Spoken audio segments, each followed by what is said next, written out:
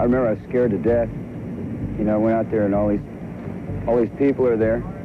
And I think I knew about 3.5 chords on the guitar. Ricky Nelson seemed to have it all: fame, fortune, and the love of millions. From his first steps onto the stage, his life played out in front of cameras, blending music, television, and stardom in a way no one had seen before. But what was left behind after the final spotlight faded was far from what the world expected. This morning, rock and roll singer Rick Nelson was killed last night in a private plane crash in Texas. What came next would leave jaws dropping and hearts torn. Hidden truths, shocking discoveries, and a fortune so immense it overwhelmed even those closest to him would emerge, long after his voice went silent. Behind the glittering image was a legacy that would stir emotions, spark battles, and change the way his story was remembered. Ricky's childhood in the spotlight. Ricky Nelson was born Eric Hilliard Nelson in Teaneck, New Jersey, into a family already immersed in show business. His father, Ozzie Nelson, was a successful big band leader, while his mother, Harriet Hilliard, had an established career as a movie actress. From the start, Ricky's life was anything but ordinary. While most children his age played in parks or attended quiet family gatherings, Ricky's early years were spent in recording studios, radio stations, and on sound stages. The Nelsons were not just a family. They were a working entertainment unit, and that blurred the lines between their private lives and public personas. While Ricky was still in diapers, his parents' radio show, The Adventures of Ozzie and Harriet, became well known all over the United States. Therefore, his earliest memories would have been immersed in a world filled with microphones, scripts, and the ceaseless sound of production. When the show began in 1944, professional child actors were hired to play the parts of Ricky and his older brother, David.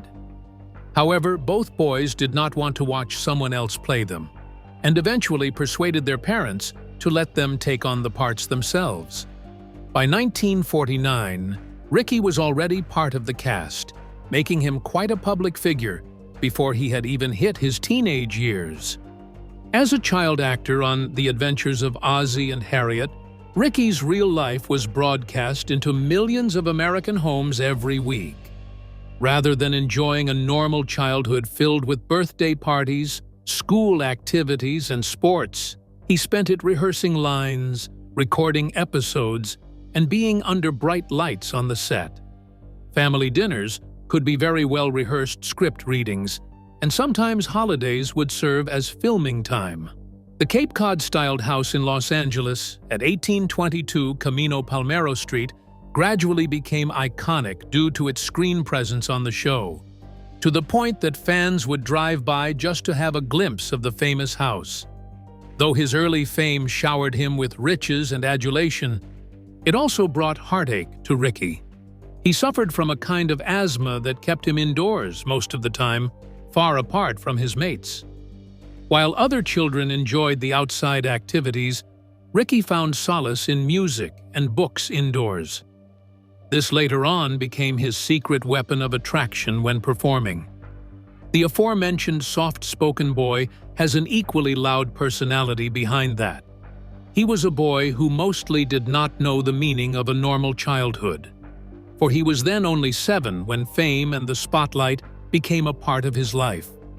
Yet these two eventually brought very big success and tragic moments in his growing-up years, the price he had to pay to stand high above. But what came next would catapult him from familiar face to a whole new kind of fame no one saw coming: becoming a teen idol. Ricky Nelson's transformation from a child actor to a teen idol began with a single performance that changed everything. In April 1957, at just 17 years old, Ricky performed a cover of Fats Domino's "I'm Walkin'" on The Adventures of Ozzie and Harriet. The moment was electric. With millions of viewers tuning in to the show each week, his performance reached an enormous audience in a single night. The response was instant. Teenagers across America were captivated by his effortless charm and cool stage presence. The TV appearance propelled the single up the charts, with I'm Walkin' climbing to number 4 on the Billboard chart, while its B-side, A Teenager's Romance, went even higher to number 2. This was no mere coincidence. Ricky's father, Ozzie Nelson, had cleverly utilized the family's television exposure to launch Ricky's music career. While other young artists were striving to obtain radio play, Ricky had a ready-made national audience. Ozzie made sure that new songs were performed at the end of each episode, creating a viable advertising opportunity with each show.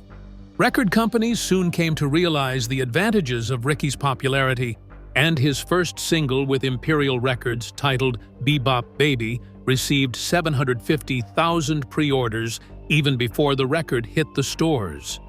It went on to sell more than 1 million copies and entered the top 5 on both pop and R&B, thereby confirming Ricky's status as a star beyond television.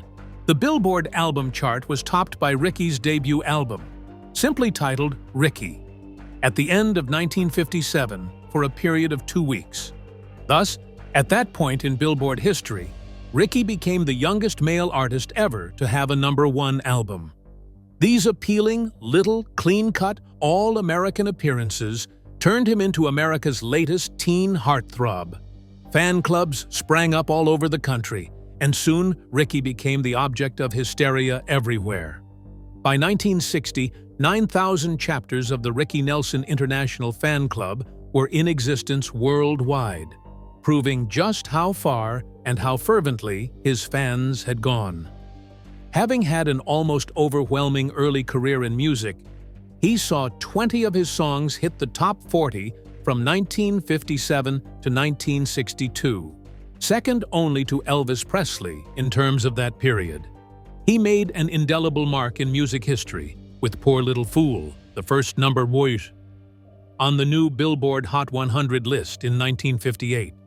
He received brain-numbing recording contracts beyond anything most people his age would see, allowing him unparalleled control of his songs and cover art, which would hardly ever be granted to a teen artist.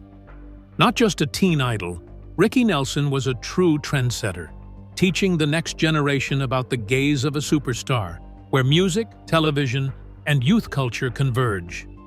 The family's tight control. From the very beginning of Ricky Nelson's career, his father, Ozzie Nelson, exerted tight control over nearly every aspect of his life, both personal and professional.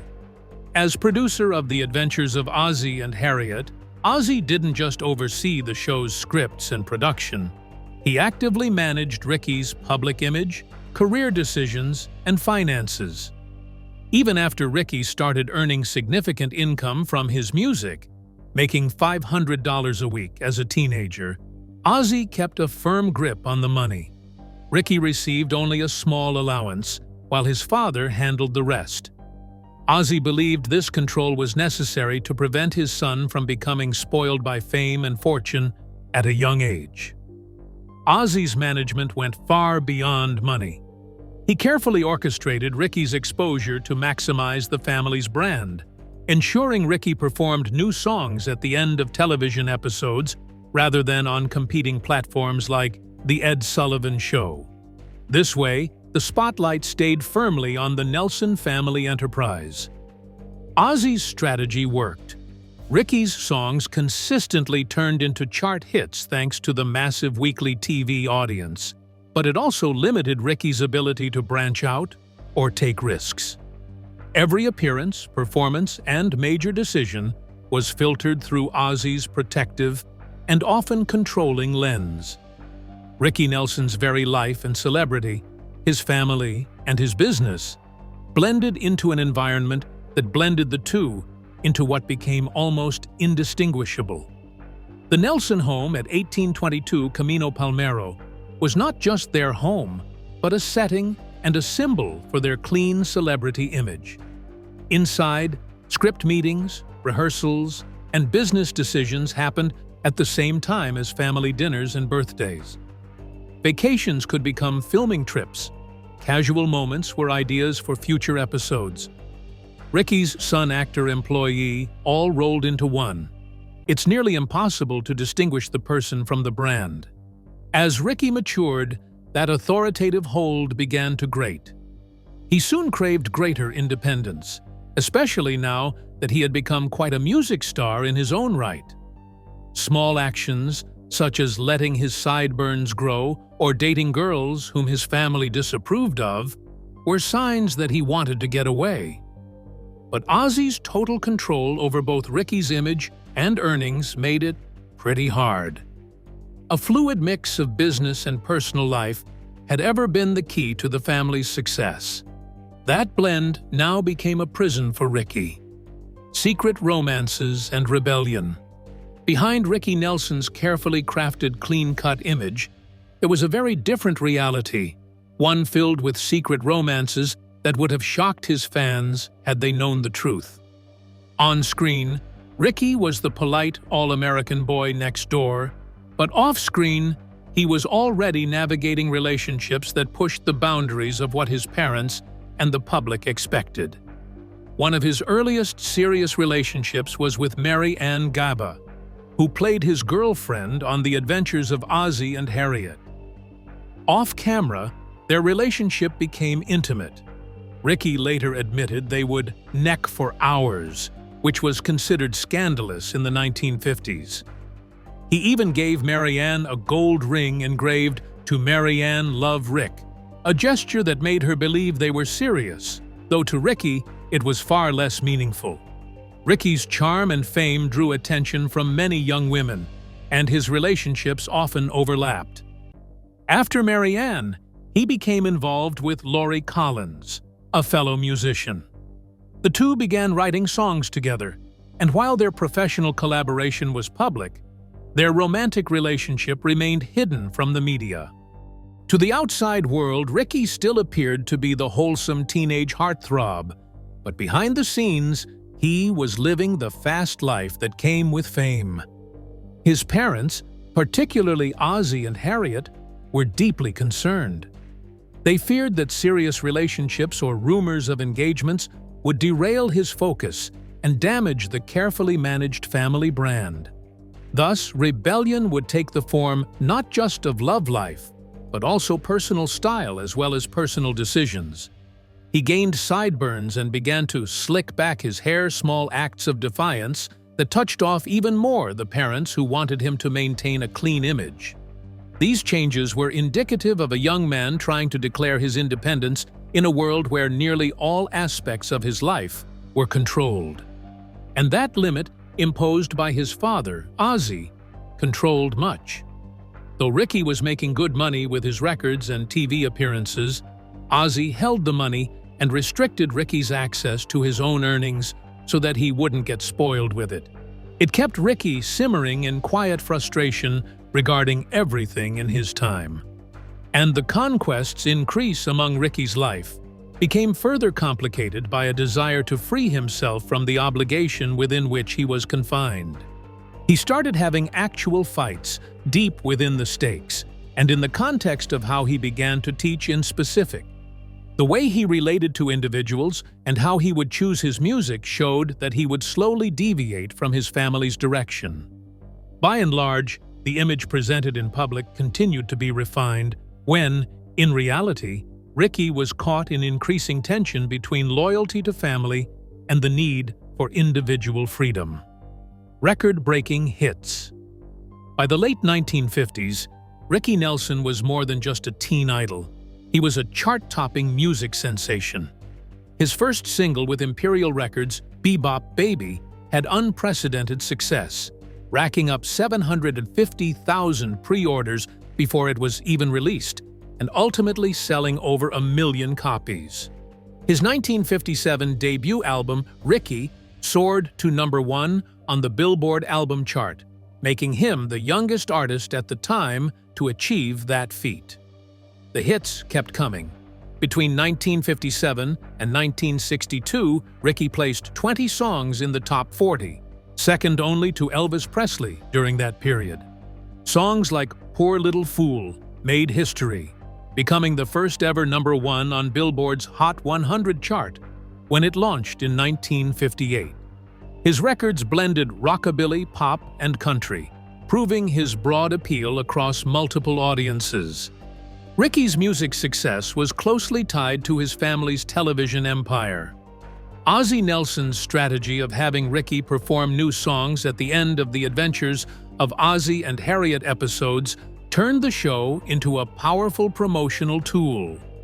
Weekly TV exposure ensured that Ricky's singles shot up the charts.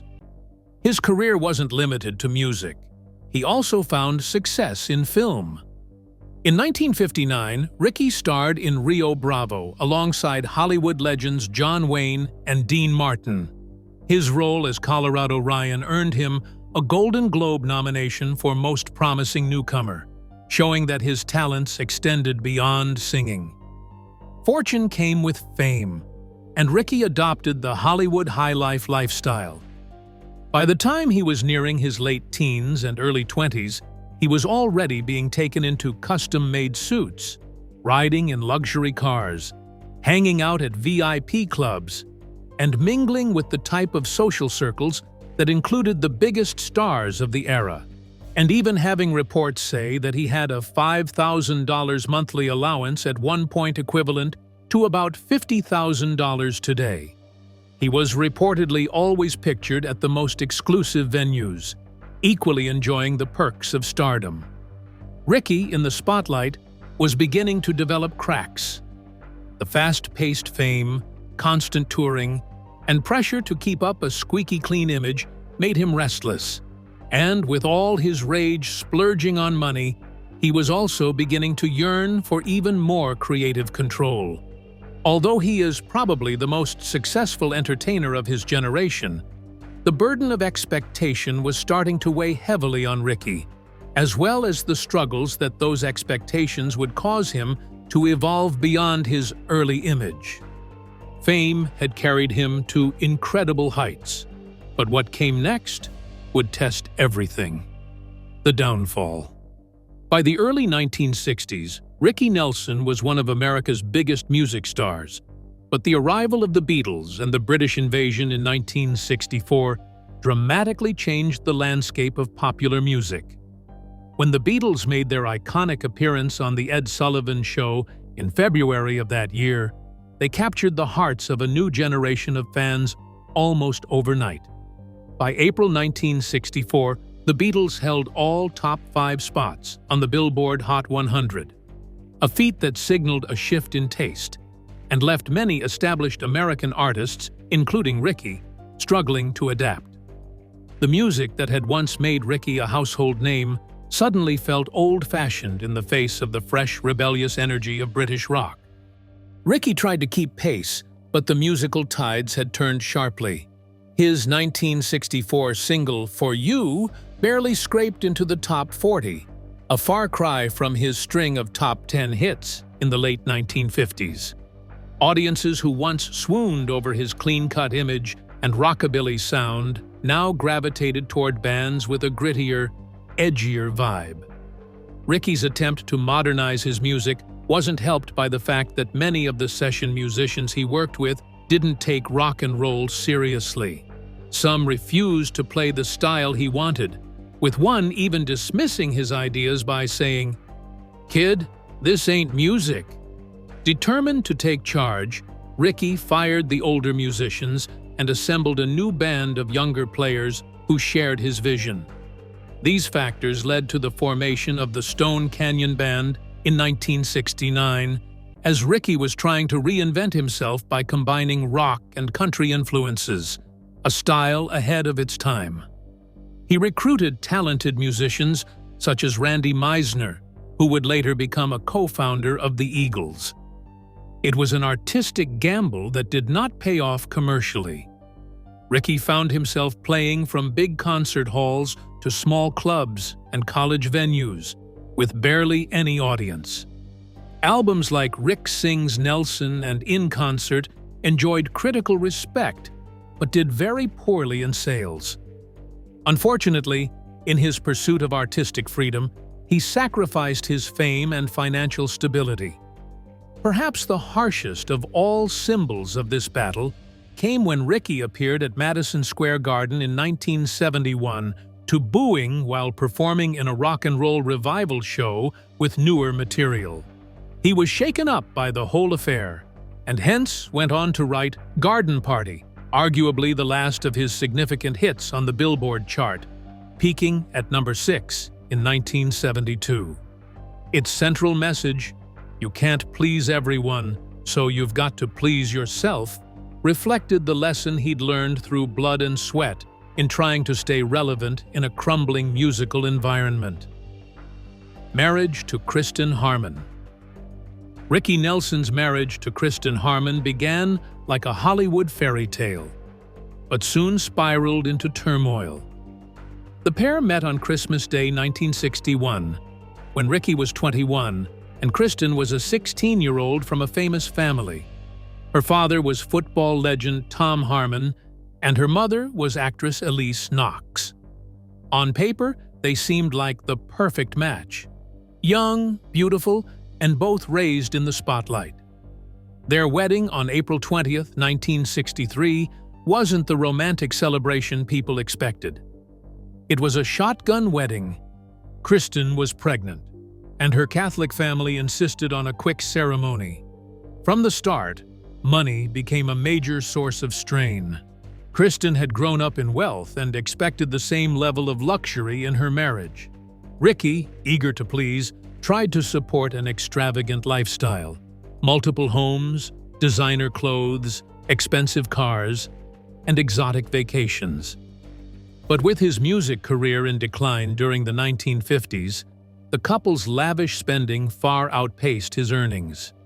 Instead of cutting back, they continued spending, convinced that stardom and money would return. Ricky toured relentlessly to keep up with the mounting bills, but the more he worked, the more distant he and Kristen became. Their glamorous life masked growing cracks beneath the surface. As their marriage deteriorated, Kristen grew increasingly unhappy over Ricky's lengthy absences and the demands of his career. She wanted him to stay home and shift to full-time acting. But this opposite wish only seemed to make him feel trapped. A tour would have kept them from sinking any deeper in debt. The whole thing turned into a series of fights, with growing emotional distance. By 1977, things had begun to reach a tipping point. On his return from the tour, Ricky found that Kristen had moved everything that belonged to him into a rented house and locked him out of their home. To add insult to injury, Ricky had found Kristen entertaining 2 cheerleaders from the Los Angeles Rams, an act that thoroughly humiliated him and indicated well beyond any doubt that their marriage was irretrievably broken. The divorce that ensued was bitter, protracted, and expensive. Lasting for nearly 5 years, the courtroom battles accumulated more than $1 million in legal fees. With their 4 children serving as collateral damage, both made accusations against one another for substance abuse and bad parenting. The divorce was finalized in 1982. Ricky was ordered to pay $4,000 per month in child support and awarded joint custody of the children. By the end of it all, what was a Hollywood golden couple had left both Ricky and Kristen emotionally scarred and financially devastated. Financial collapse and desperate comebacks. By the mid-1970s, Ricky Nelson's once thriving career had dimmed, and his finances were in ruins. Years of lavish spending, legal fees from his bitter divorce with Kristen Harmon, and efforts to sustain an expensive lifestyle had drained his resources. Despite his fame, Ricky found himself deeply in debt, owing large sums for private school tuition, luxury homes, and unpaid taxes. The couple's divorce, finalized in 1982, cost over $1 million in legal fees alone, and left Ricky with a court order to pay $4,000 per month in child support. To make ends meet, Ricky was forced to tour almost non-stop, performing in smaller venues, amusement parks, and county fairs, far from the sold-out arenas of his youth. Ricky's efforts to reinvent his music career were fueled by a genuine desire for artistic freedom, but they did little to solve his financial crisis. He formed the Stone Canyon Band in 1969 to blend country and rock at a time when few mainstream acts dared. But while the music earned critical respect, it failed to generate significant sales. Ricky released several albums during this period, including Rick Sings Nelson and In Concert, but none generated the kind of commercial success he desperately needed. His creative gamble cost him. He had to fund salaries, equipment, and travel expenses for the band at a time when his income was shrinking. The defining moment of this struggle came on October 15, 1971, at Madison Square Garden. Ricky appeared at a rock and roll revival show, hoping to connect with old fans while introducing his newer material. But when he performed songs like Honky Tonk Women, the crowd booed, expecting only his early hits. The incident deeply humiliated Ricky, leaving him shaken and disillusioned. Out of that painful experience, however, came one of his most personal and successful songs, Garden Party. Released in 1972, the single reached number 6 on the Billboard Hot 100 and went gold. Its memorable chorus, "You can't please everyone, so you got to please yourself," captured the hard lessons Ricky had learned about fame, expectations, and staying true to oneself. The event, however, did not improve the economic situation of Ricky following the success of the Garden Party. The subsequent singles did not chart. The record company then dropped him because of that. He took on small roles in television and continued touring wherever possible, simply trying to stay afloat. Garden Party gave a brief revival for Ricky and proved to be more of a goodbye than a comeback. In fact, for most of the last few years of his life, he had to go round in circles, working endlessly to repay debts. The tragic plane crash. By the mid-1980s, Ricky Nelson was desperate for a career revival but was trapped in financial hardship. Touring had become his only reliable source of income, and despite his fear of flying, he decided against using a tour bus to save time and money. In 1985, he purchased a vintage 1944 Douglas DC-3 plane for $118,000, hoping it would offer privacy and reduce travel costs. The aircraft, once owned by Jerry Lee Lewis, had a troubled mechanical history. Its engines were unreliable, parts frequently failed, and members of Ricky's band and crew were wary of flying in it. The plane had already experienced multiple mechanical issues, forcing missed shows and emergency landings. But Ricky continued to use it because canceling gigs wasn't an option. On December 31, 1985, Ricky and his band boarded the DC-3 for a New Year's Eve concert in Dallas. The flight was delayed for hours due to yet another mechanical fault, but they eventually took off, determined to make the show. Somewhere over Texas, disaster struck. The cabin filled with thick black smoke, and the pilots struggled to control the aircraft. Visibility became so poor that the main pilot, Brad Rank, had to stick his head out the window to try and navigate. At around 5:14 p.m., the plane clipped trees near DeKalb, Texas, and crashed in a field just 2 miles from the landing strip. The aircraft exploded into flames, scattering debris over 150 yards. The incident left no survivors among the 7 travelers.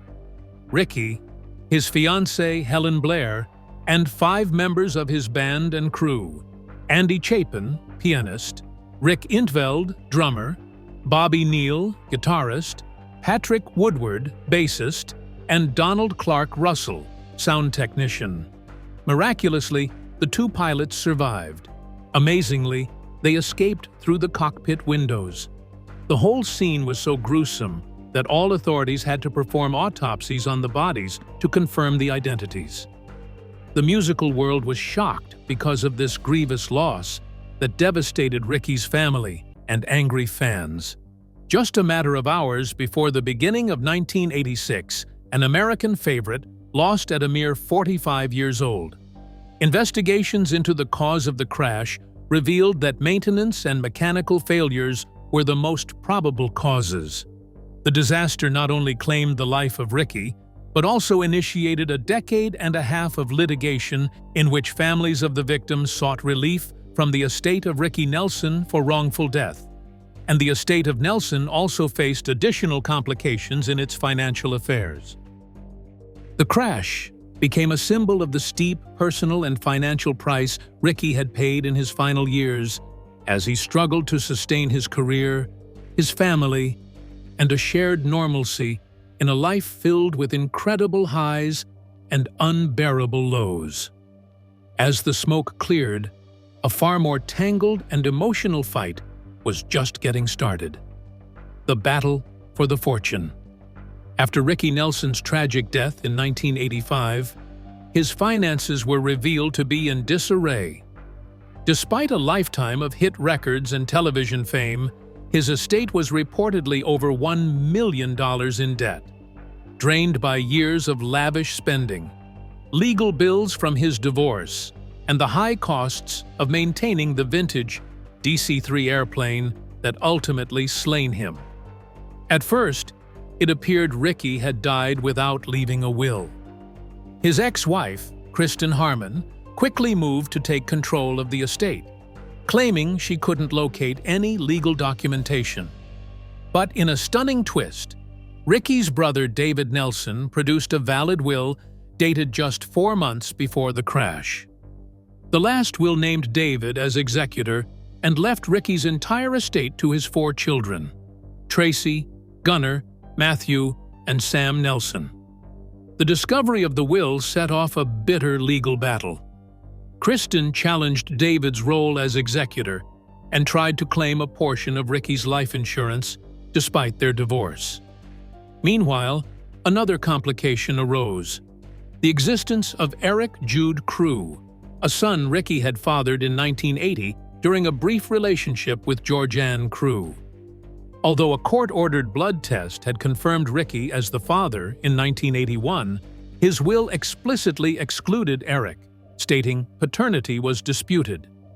Georgianne fought for her son's share of the estate, but the court upheld Ricky's will, and Eric was left with nothing. The legal battles dragged on, with creditors, family members, and lawyers all vying for what little remained of Ricky's fortune. At the time, however, most people did not know that Ricky's legacy did not lie in cash or estate. It lay in his music catalog and royalty income. For decades, however, record companies had made arrangements to pay the Nelson estate far less than due by outdated accounting and shady deductions. In 2011, the estate initiated a lawsuit against Capitol Records, alleging that it had concealed millions generated in unmatched income and misapplied deductions meant for physical media against digital sales. The legal suit sought anywhere from $100 million to $250 million in unpaid royalties. Settled in 2014, Capitol Records paid an undisclosed amount to satisfy claims and promised greater transparency in reporting. The battle took on a new turn in 2020. The Nelson estate decided to sue Sony Music, accusing the company of severely underpaying international streaming royalties by imposing excessive intercompany fees. The landmark settlement from that case brought the estate an additional $12.7 million and a 36% increase in royalties for streaming going forward. These victories ensured that Ricky's children finally began receiving the financial reward for earnings made by their father. Thanks for watching. If you enjoyed this deep dive into Ricky Nelson's incredible story, give it a like. Drop a comment below to share your thoughts, and subscribe for more untold stories of music legends. Don't stop here. Click on the next video on your screen and keep the journey going.